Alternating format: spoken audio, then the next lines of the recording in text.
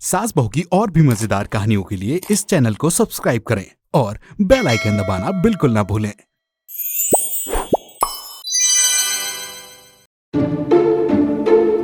ऐसा कोई दिन नहीं होता था जहां मिश्रा परिवार में बर्तन ना खड़कते हों। हर दिन कुछ न कुछ सास बहू के बीच एक अनोखी सी जंग छिड़ी रहती थी और फंसता हमेशा पति था, मरता क्या ना करता। एक तरफ कुआं तो दूसरी तरफ खाई। मेरा मतलब है कि एक तरफ माँ तो दूसरी तरफ पत्नी। चलिए देखते हैं पति पत्नी और सास की ये अनोखी कहानी। अरे कल तो किसी का बर्थडे है ना? देखा देखा इसे याद है। मम्मी आपका बर्थडे याद कैसे नहीं होगा? बिल्कुल मेरे राजा बेटा।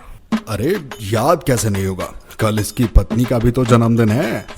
Never mind. और अभिमन्यु बेटा कहाँ लेकर जा रहे हो शीना को कल घुमाने और खाने के लिए? बेटा मैं क्या सोच रही थी कि कल हम एक शानदार से होटल में जाएं और बढ़िया सा डिनर करें। बेटा कल तो भारत और पाकिस्तान का डे नाइट मैच है। मैच ज्यादा इम्पोर्टेंट है या मेरा जन्मदिन?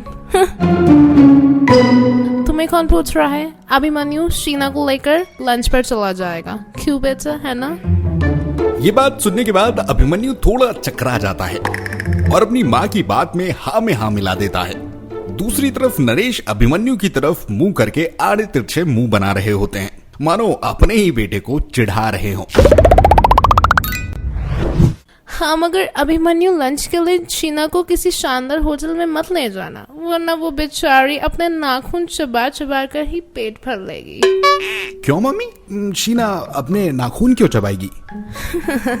शानदार होटल का मेन्यू देखेगी तो जरूर चबाएगी। ओह हाँ, पानी इतना महंगा, दाल इतनी महंगी।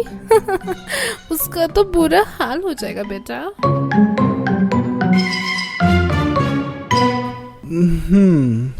क्या हुआ बेटा, तुम्हें बुरा लगा? अरे मैं तो मजाक कर रही थी। भाई मेरे लिए तो मैच इंपॉर्टेंट है, तो आई एम आउट।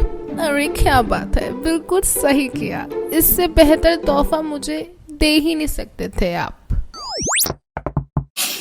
अभिमन्यु अब बड़ी ही मुश्किल में था। एक तरफ उसने माँ से डिनर का वादा किया था और दूसरी तरफ पता नहीं था कि पत्नी के साथ लंच करे या डिनर।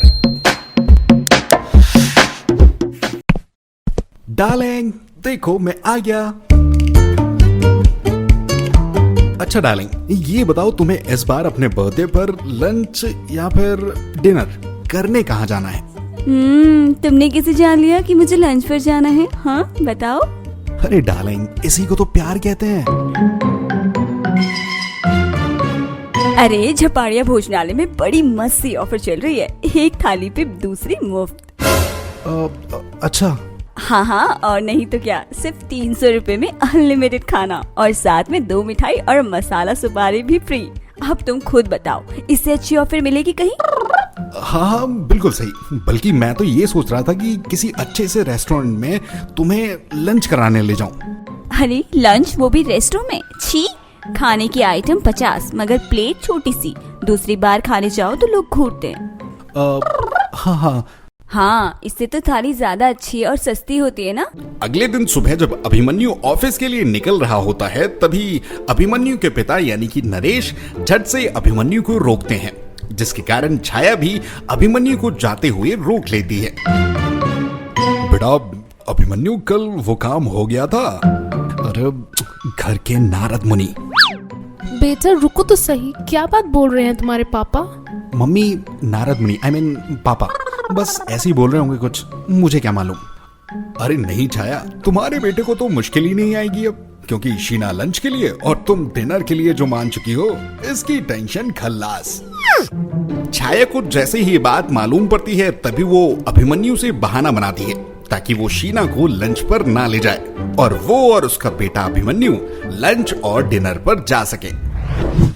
ओह नो बेटा, मैं तो भूल ही गई थी, मेरी लंदन रिटर्न फ्रेंड आई हुई है एंड वो स्पेशली तुमसे मिलने को आई है।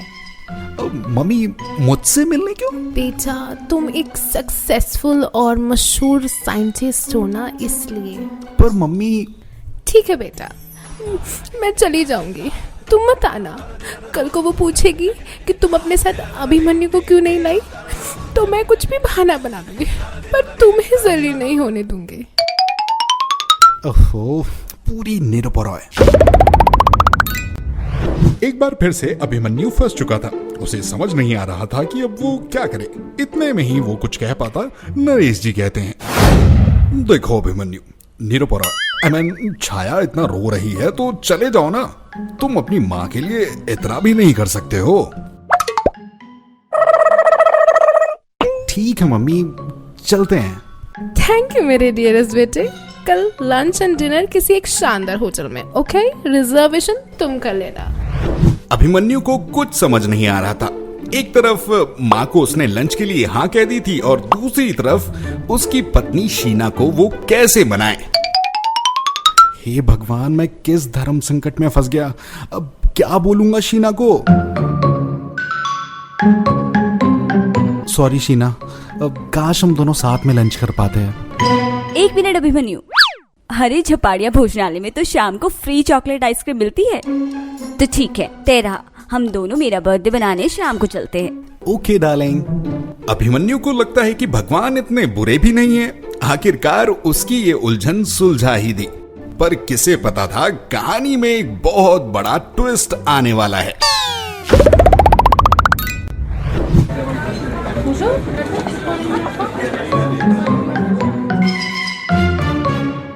तुम तो कह रहे थे मेरी इम्पोर्टेंट मीटिंग है और यहाँ तुम मम्मी जी के साथ। छी, मैंने ऐसा तो नहीं सोचा था। डार्लिंग, मेरी बात तो सुनो। कोई डार्लिंग वालिंग नहीं हूँ मैं। देखो शीना बेटा, it's not a big deal. यहाँ सब लोग देख रहे हैं हमें। Please, it's embarrassing. मम्मी जी, देखने दीजिए आज सबको कैसे एक आदमी मुझे धोखा दे रहा है, वो भी अपनी माँ के साथ मिलकर, उनके साथ लंच पर आकर। शीना, शीना, शीना। अपने बेटे और बहू के बीच लड़ाई होता देख छाया को अच्छा नहीं लगता। तो वो कुछ कह पाती तभी एकदम से नरेश आ जाता है और कहता है, अरे छाया, तुम्हारी फ्रेंड कहाँ है? हमें भी तो मिलवाओ उससे। नरेश, ये मजाक का वक्त नहीं है, सो प्लीज। मजाक का वक्त नहीं है? मजाक तो तुमने अभिमन्यु, शीना और अपना बनाया है। जब तुम्हें पता था कि वो शीना को लंच पर लेकर जा रहा है तो अभिमन्यु के साथ जिद नहीं करनी थी। अब वो तुम्हारे बेटे के साथ साथ शीना का पति भी है, तो तुम्हें समझना चाहिए।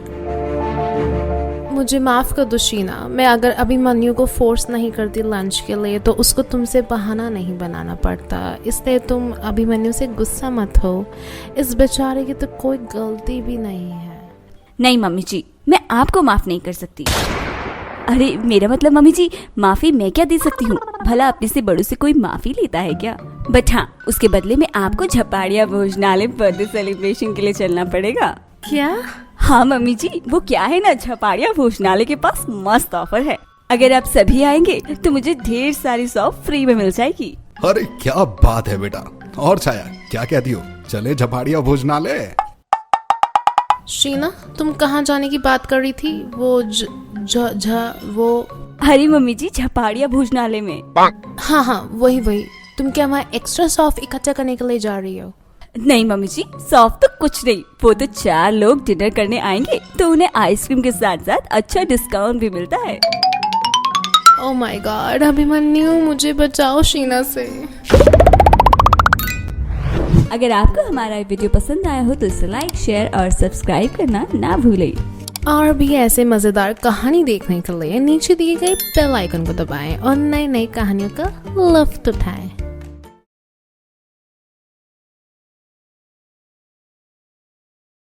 Thanks for watching.